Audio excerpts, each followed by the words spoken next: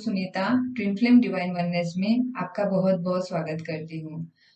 दोस्तों, आशा करती हूँ आप सभी ने मेरा कल का जो वीडियो बनाया था वो देखा ही होगा, जिसमें मैंने बहुत सारे एनर्जी लीक के बारे में इंफॉर्मेशन दी थी। वो आपको आपके हीलिंग सेशन में, आपके हीलिंग प्रोसेस में बहुत यूजफुल रहेगी, ऐसा लगता है मुझे। तो चलो आज बात करते हैं कि आप आपकी बॉडी को प्रिपेयर करें to receive the higher energies, right. Okay, तो इस टॉपिक पे आज हम बात करते हैं। वीडियो अंत तक देखिए, पर उसके पहले please like share subscribe my YouTube channel, ताकि आगे आने वाली सारी यूट्यूब की वीडियोस आपको अपडेट्स मिलती जाए और ये ज्ञान सारे लोगों तक पहुंचता जाए। तो चलो आज बात करते हैं हम कि हमारी बॉडी को हम क्यों तैयार करें, और मीन्स तैयार करना कितना ज़रूरी है जब हम इस डिवाइन पाथ पे, जब हम ट्विंकलिंग जर्नी पे चलते हैं, जब हम हमारे स्व में स्थापित होने का जो लक्ष्य लेके चलते हैं, गॉड्स के साथ मर्ज होने का जो लक्ष्य लेने चलते हैं, उस पे हमारे बॉडी का क्या रोल होता है और उसे तैयार करना कितना इम्पोर्टेंट है, ये हम आज इसमें बताएंगे। ठीक है, तो शुरुआत ऐसे करते हैं कि आपको एक एग्जाम्पल के द्वारा समझाना चाहती हूँ। आप अगर देखोगे हमारे माइथोलॉजी में, हमारे जो हिस्ट्रीज है, उसमें सती जो थी, सती ह्यूमन बॉडी में थी, राइट। उसे कुछ भी याद नहीं था कि क्या हुआ था, मेरा जन्म क्यों हुआ, किस लिए हुआ, बट शिव अपने स्व में स्थापित थे। पर सती ने उस जन्म में अपने विकारों पे बिल्कुल काम नहीं किया था। मीन्स उसके जो ह्यूमन मीन्स मानवी शरीर में जो कुछ भी विकार उत्पन्न हुए थे उस समय पे, उस बॉडी में, सती के बॉडी में, वो वैसे ही रहे। उसने उस पे हीलिंग कुछ भी नहीं लिया और वो जिद पे अड़ी रही शिव से शादी करने की। तो उसने वो जिद को अपना लक्ष्य बनाकर शिव के साथ शादी कर ली। पर विकार तो वहीं पे थे, राइट, विकार वहीं पे थे, और उसकी बॉडी प्योरेस्ट फॉर्म नहीं बन पाई। और फिर क्या हुआ कि फिर उनकी एनर्जीज जो है, तो ओरिजिनल सती की एनर्जी, जैसे माता काली की एनर्जी है, शक्ति की एनर्जी है, उनको ना सती को कभी कभी फ्लैशबैक होते थे। जब फ्लैशबैक होते, अगर आप देखोगे तो उनको फ्लैशबैक ऐसे दिखाई देता था, ऐसे कुछ तो है जो महाकाली है, महाचंडी का रूप है, और वो ऐसे तांडव कर रही है। पर उस फ्लैशबैक को भी वो झेल नहीं पाती थी, उसकी बॉडी, उनकी बॉडी सहन नहीं कर पाती थी, राइट, क्योंकि उनकी बॉडी तैयार ही नहीं थी। उन्होंने अपनी बॉडी पे, उनकी बॉडी में जो एनर्जी है उसको एक दिशा दी ही नहीं थी, उनको ग्राउंड किया ही नहीं था, इसीलिए वो फ्लैशबैक भी उनकी बॉडी को झेलना बहुत मुश्किल होता था। तो इसीलिए उनके विकार, फिर शादी होने के बाद भी उनके विकार इतने बढ़ते गए, इतने बढ़ते गए कि जो हायर पर्पस के लिए उनको बॉडी दिया गया था उसका कोई काम ही नहीं हो पाया। उसमें एनर्जी को दिशा ही नहीं मिली, एनर्जी को फ्लो ही नहीं मिला। इस वजह से उनको बर्न होना पड़ा, उनको अग्नि को गले लगाना पड़ा, उस बॉडी को, उस देह को जलाना पड़ा।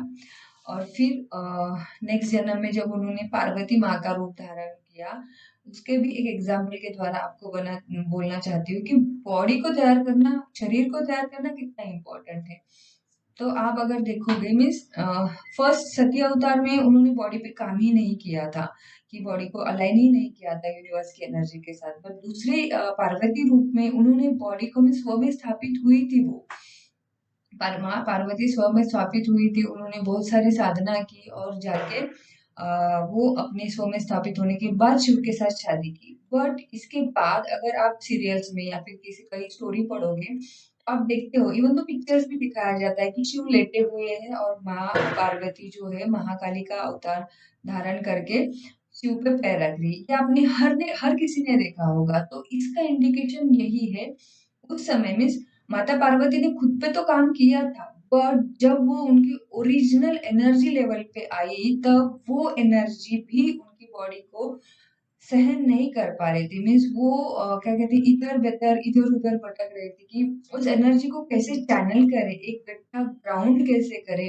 वो माँ पार्वती के इससे, जो महाचंडिका, महाकाली का रूप उन्होंने उस समय धारण किया था कुछ असुरों को मारने के लिए, तब उस एनर्जी को सहन नहीं कर पा रही थी, और आपने उसका रिजल्ट देखा कि सारा पृथ्वी का विनाश हो रहा था। तो इस वजह से सिर्फ शिव को ही महाकाली की, उनकी ट्विन की, डिवाइन फेमिनाइन की एनर्जी होल्ड करने या फिर उसको संभाल पाने की पावर्स थी। तो फिर अगर उनकी एनर्जी, उनकी बॉडी सहन नहीं करती, माता पार्वती ने इतनी साधना करने के बाद, बॉडी को तैयार करने के बाद भी आप सोचो कि जब वो उनकी ओरिजिनल फॉर्म में आई तब उनकी बॉडी उनको साथ नहीं दे रही थी, वो एनर्जीज उनको सहन नहीं हो पा रही थी, तो हम तो अभी भी 3D वर्ल्ड में है। तो आपको ये सोचना है कि ऐसे कुछ भी आपको एनर्जीज फील होना शुरू होता है तो उसके लिए, उस हायर एनर्जी को रिसीव करने के लिए आपकी बॉडी तैयार होना बहुत जरूरी है। तब माता माता पार्वती जो महाकाली का अवतार धारण किया था, तब उन्होंने शिव जी के चेस्ट पे अपना पाँव रखा, तो तब जाके उनकी एनर्जी सारी इकट्ठा आ गई थी, राइट। तो इस वजह से आपको भी ये एक बताना चाहती हूँ कि आप अगर हायर एनर्जीज को, हायर सेल्फ के साथ जुड़ना चाहते हो, उनके में डिवाइन गाइडेंस, डिवाइन से अलाइनमेंट होना चाहते हो, तो आपकी बॉडी तैयार होना बहुत जरूरी है, ठीक है। और तीसरा एक एग्जांपल ऐसे देना चाहती हूँ, आप अगर आपने हमारे पूर्वज, हमारे ऋषि मुनि को देखा होगा जो हिमालय में तप करते हैं, तो वो जब तप करते थे तब आपने देखा होगा कि ऐसा आपको, मैंने जितना देखा है उसमें उसमें उसमें से कैसे, तो कैसे कोई ऋषि मुनि नहीं थे कि जो बहुत हट्टे कट्टे है, ओवरवेट है, या फिर बहुत सारा खाना खाते थे, ऐसा कुछ नहीं था। वो साधना में इतने पक्के थे कि उनको शरीर का कुछ लेना ही देना, हाँ, बट वो भी इतने साधना में थे, बट उन्होंने अपनी बॉडी को ऐसा तैयार किया था कि, क्योंकि हम जैसे जैसे साधना में पकते जाते हैं वैसे वैसे हम चेतना के स्तर पे ऊपर उठते हैं, और ऊपर उठने से डिवाइन हमें और एनर्जी देता है, राइट। तो ये एनर्जी देता है, बट इसे होल्ड भी कर पाना इम्पोर्टेंट है, उस एनर्जी को ग्राउंड कर पाना इम्पोर्टेंट है, ठीक है। तो फिर इसे हम कैसे करें? ये तो मैंने आपको एग्जाम्पल के द्वारा बताया कि हमारी बॉडी जब तैयार नहीं होती है तब कैसे होता है। बट अभी आप आपकी बॉडी कैसे तैयार कर सकते हो? तो आप आपकी बॉडी को रोज रोज मीन्स बिना थके, बिना आलस किए हुए, रोज अपनी बॉडी को आसन करते जाइए, योगासन करते जाइए, योगा करते जाइए, वॉक पे जाइए, किसी गार्डन में घूमिए। इसीलिए हम कहते हैं कि आप ग्राउंडिंग कीजिए, किसी गार्डन में नंगे पैर घूमिए, जमीन पे नंगे पैर घूमिए, क्योंकि अगर आप जब इतने सारा इनर वर्क करते हो और एनर्जी इकट्ठा होती है, तो वो एनर्जी आप देखोगे, आप होल्ड नहीं कर पाते हो, आप चिड़चिड़ापन, गुस्सा, ये भी होता है। तो इसे हमें चैनलाइज करना पड़ता है, कहीं तो रिलीज करना पड़ता है, तब मदर अर्थ, जो जमीन होती है, जो मिट्टी होती है, वो बेस्ट चैनल होती है हमारी एनर्जीज को रिलीज करने के लिए, ग्राउंडिंग करने के लिए। दूसरा, जो हम कहते हैं कि गार्डन में आप नंगे पैर चलते जाओ, वो भी बेस्ट रेमेडी है कि आप उनको उस पे चलते जाओ और आपके एनर्जीज को ग्राउंड करते जाओ, ठीक है। ये हुआ उसका पार्ट। अभी दूसरा पार्ट ऐसा रहता है कि योगासन। योगासन हमें क्यों इम्पोर्टेंट कहा कहा गया है दोस्तों? हमारे इंडिया में ना, स्पेशली इंडिया में, सारी बातें जो है बहुत साइंटिफिक वे से बताई है कि योगासन क्यों कहा गया है। योगासन आप करते हो, तो योगासन जब करते हो तब आप आपकी बॉडी में जो एनर्जी फ्लो है उसे डायरेक्शन देते हो, मीन्स, और आपकी बॉडी फ्लेक्सिबल रहती है। अगर आप देखोगे तो कि जब एक लकड़ी रहती है, जो क्या कहते हैं कि यंग लकड़ी, मीन्स जो फ्लेक्सिबल रहती है, अगर तो लचीली रहती है, जब वो जस्ट बड़ी होती है, ठीक है, तो वो ऐसे लचीली होती है, उसे जिधर झुकाओ उधर वो झुकती रहती है। बट वही एक आप बड़ा सा पेड़ देखोगे, तो वो कहीं नहीं झुकेगा, वो स्थिर रहेगा, उसे फ्लेक्सिबिलिटी नहीं रहती उसकी शरीर में, राइट। वैसे हमारे बॉडी का होता है, जब आप योगासन करते हो तो आपकी बॉडी में एनर्जी का फ्री फ्लो होने लगता है, आपकी बॉडी लचीली बनती है, जिससे जो यूनिवर्सल एनर्जी आपको आती है उसको ग्राउंड होने में मदद होती है। हर आसन में एक इम्पोर्टेंस है, हर आसन में चक्रास का इम्पोर्टेंस है, या फिर आपकी जो नाड़ियां है, 72,000 नाड़ियां है आपकी बॉडी में, उनको उनको एक चैनल करने के लिए, उनको एक दिशा देने के लिए योगासन बहुत इंपॉर्टेंट होता है, ठीक है। तो योगासन आप डेली बेसिस पे करते जाइए, बिना थके, बिना रुके, राइट। और इससे क्या होगा कि आपका उसमें प्राण, अपान, ये सारे जो वायु है, उनको एक दिशा मिलती जाएगी, जो वात पित्त कफ है उनको एक दिशा मिलती जाती है। और हमारे जो 5 पंच प्राण है, प्राण, अपान, व्यान, उदान, समान, वायु जो है उनको भी एक दिशा मिलेगी। इस वजह से आप आपके बॉडी को हमेशा हल्का फील करोगे, एक एनर्जेटिक फील करोगे।